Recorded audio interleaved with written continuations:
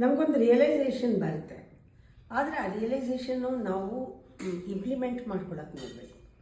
ಯಾವುದೂ ನಮ್ಮದಲ್ಲ, ನಾವು ಯಾವತ್ತಿದ್ರೂ ಸಾಯೋದು, ಯಾವುದೂ ತೊಗೊಂಡೋಗಲ್ಲ, ಯಾವುದು ನಮ್ಮದಲ್ಲ. ಇದು ಎಷ್ಟು ಸತ್ಯ. ಇದು ಒಂದು ನಿಮಿಷ ರಿಯಲೈಸ್ ಆಗುತ್ತೆ. ಆದರೆ ನಮ್ಗೆ ಆ ಟೈಮಲ್ಲಿ ಬರಬೇಕು,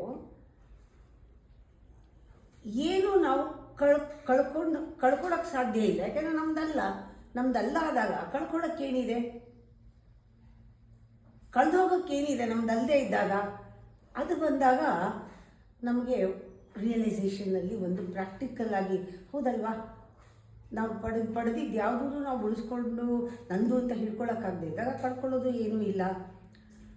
ಈ ಥರ ನಮ್ಮಲ್ಲಿ ಪ್ರತಿಯೊಂದು ಸಿಚುಯೇಷನ್ನು, ಪ್ರತಿಯೊಂದು ಸಂದರ್ಭನೂ ನಮಗೆ ಟೀಚರೇನೆ, ಗುರುನೇ. ಎಲ್ಲ ಕಲಿಸೋಕ್ಕೆ ಬಂದಿರೋದು, ಎಲ್ಲ ಕಲಿಸತ್ತೆ, ಕಲಿತಾ ಹೋಗಬೇಕಷ್ಟೇ. There is no end.